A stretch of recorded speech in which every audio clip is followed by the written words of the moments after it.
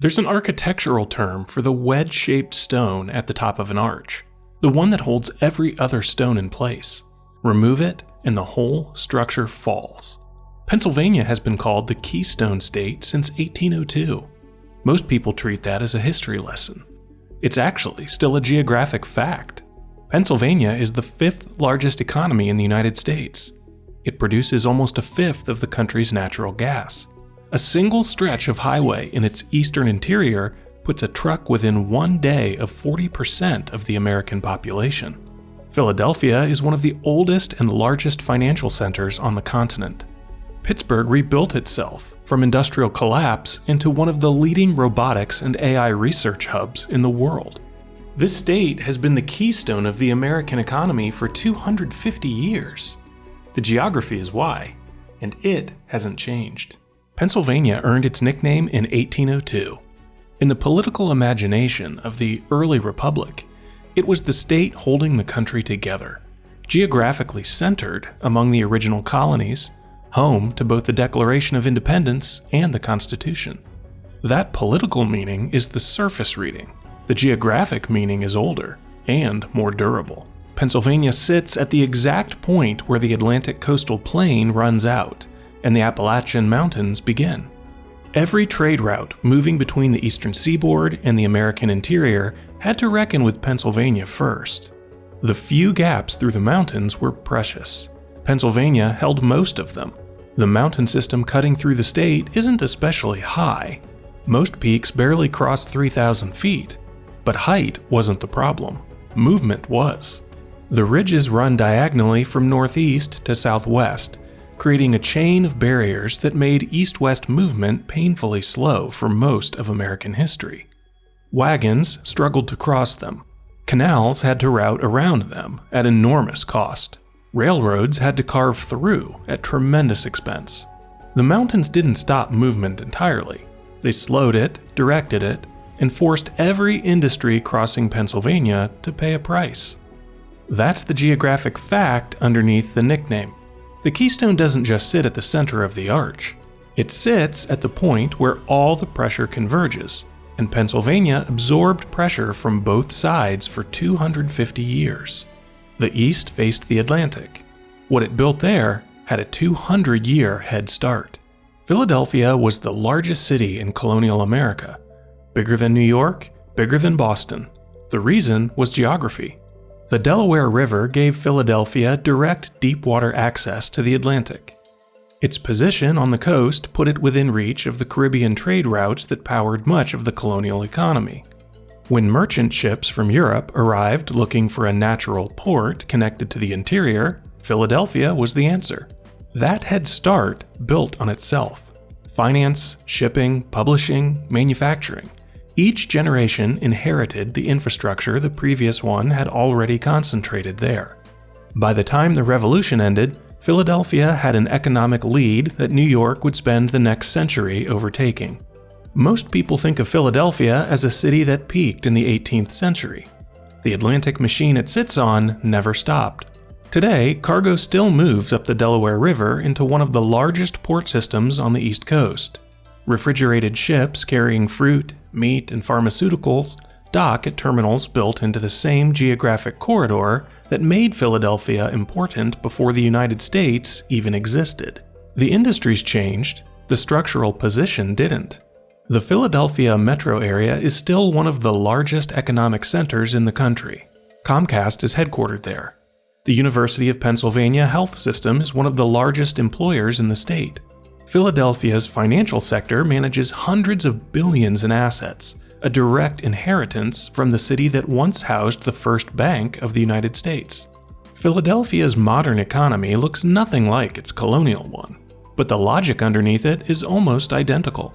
It still sits at the natural gateway between the Atlantic world and the American interior. And a city in that position doesn't have to specialize in one industry. Every generation hands it a new one. The mountains that limited Philadelphia's expansion westward created a completely different economic world on the other side of the state. That world didn't run on trade, it ran on fire. Pittsburgh sits at the confluence of the Allegheny and the Monongahela rivers, where they joined to form the Ohio. That confluence is not just geography trivia. Before railroads and interstate highways, it was one of the great gateways into the American interior. Everything moving west of the Appalachians flowed through river systems connected to this point. The mountains that stopped Philadelphia became Pittsburgh's foundation. Coal seams ran thick through the hills surrounding the city. Iron ore could move south from the Great Lakes along established water routes. And the rivers flowing out of Pittsburgh pointed directly into the industrializing Midwest and the expanding frontier beyond it. Pittsburgh had everything steel required, and the waterways to move it cheaply. By the early 20th century, the city had become the industrial center of the United States. At its peak, Pittsburgh produced roughly a quarter of the world's steel. The smoke from its mills blackened the sky. Blast furnaces ran day and night along the rivers. The skyline of industrial America was, in large part, forged here.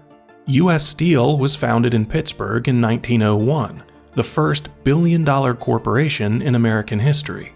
The Carnegie, Frick, and Mellon fortunes were built here. So was much of the industrial infrastructure of the modern United States. Then, the industry collapsed. In the 1970s and 80s, Pittsburgh lost more than half its population. Steel mills closed across the region. River towns hollowed out. Entire generations left in search of work elsewhere. But the industrial economy left something behind. The steel mills disappeared, but the institutions the steel wealth funded remained.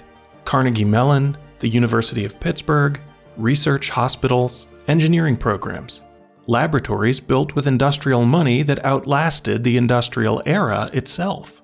Pittsburgh's modern economy now runs on robotics, medicine, software, and AI research. Carnegie Mellon became one of the most influential computer science institutions in the world. UPMC grew into one of the largest health systems in the country.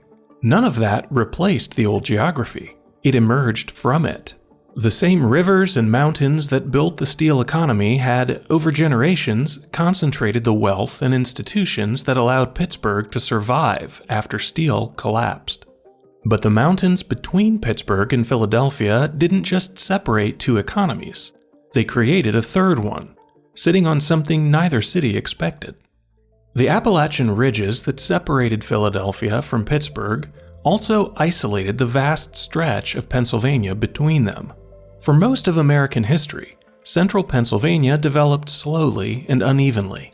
It's populated by small coal towns tucked into narrow valleys and farms separated by ridges that made large-scale integration difficult for generations. The mountains didn't just divide the state geographically, they delayed it economically. Urbanization and outside investment came later here. While the eastern and western edges of Pennsylvania connected themselves to global trade and heavy industry, much of the interior remained tied to extraction economies, built around whatever the terrain could provide. Coal first, then natural gas. Beneath central and northern Pennsylvania sits the richest section of the Marcellus Shale, one of the largest natural gas formations in the world. Advances in horizontal drilling and hydraulic fracturing in the early 2000s suddenly turned large parts of rural Pennsylvania into some of the most productive energy fields in North America. Today, Pennsylvania is the second largest natural gas producer in the United States. Nearly a fifth of all American natural gas comes from shale formations beneath the state. The same mountains that slowed economic integration for 2 centuries had also helped preserve enormous energy reserves underneath them. If Pennsylvania's gas industry were its own country, it would rank among the major energy producers on Earth. The political geography followed the physical geography. Philadelphia and Pittsburgh grew into large urban economies connected to finance, education, healthcare, and trade. The interior developed around resource extraction, manufacturing towns, and rural industries that made sense for the terrain. The middle voted differently because it lived differently. Political consultant James Carville once said that Pennsylvania is Philadelphia and Pittsburgh with Alabama in between. That works less as a political joke than as a geographic observation. The mountains separated these regions long before elections ever did. But the most economically important development in modern Pennsylvania may not be the gas fields at all. It's a transportation corridor most people drive through without realizing what it has become. Between the Delaware River and Harrisburg, running along Interstate 78 and Interstate 81 through the Lehigh Valley and into the Cumberland Valley beyond, Pennsylvania has become one of the most important logistics corridors in the United States. The geometry is simple. A warehouse in eastern Pennsylvania can reach nearly 40% of the American population within a single day's truck drive. From New York to Pittsburgh, some of the country's largest consumer markets all sit within the same distribution radius. Few places in the United States offer that combination of reach and cost. Land is cheaper than northern New Jersey.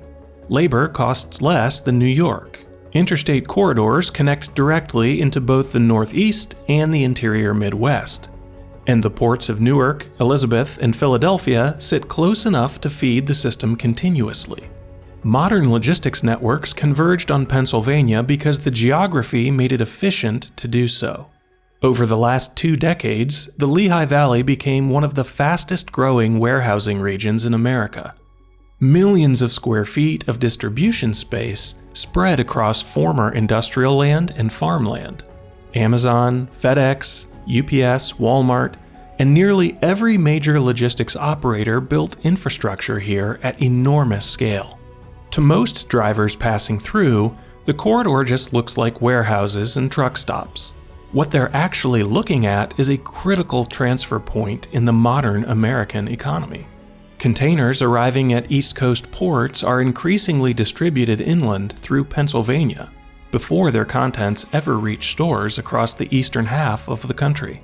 And the workforce that filled those facilities came from the older industrial geography the state had already built. Former steel towns, coal communities, manufacturing regions with experienced labor sitting exactly where the new logistics economy needed it. The Rust Belt labor force and the logistics economy met at exactly the right coordinates. That pattern had now repeated itself for the 4th time in Pennsylvania's history. First, Atlantic trade, then steel, then energy, now logistics. Different industries with the same geography. A piece of land positioned so precisely between major economic systems that every generation finds a new reason to route something critical through it. Pennsylvania looks like a state pulled in different directions. Philadelphia in the east, Pittsburgh in the west, the long mountain corridor between them, coal towns, shale fields, farming valleys, warehouse hubs. But the mountains didn't fragment Pennsylvania, they positioned it. Every era of American economic history needed to move through the same narrow geographic corridor. Atlantic merchants needed the Delaware River gateway. Industrial expansion needed the river confluence at Pittsburgh. Energy extraction needed what was buried under the ridges. Transportation logistics needed the one-day reach that only the Lehigh Valley could offer. The industries changed every generation. The geography never did. The Keystone nickname is more than 200 years old. The architecture it describes is still load-bearing. If you want to understand how Ohio plays a similar role at the center of the American interior, that video is linked above. And if this is the kind of story you want more of, subscribing is the best way to make sure you don't miss the next one. The world has a structure. Let's keep finding it.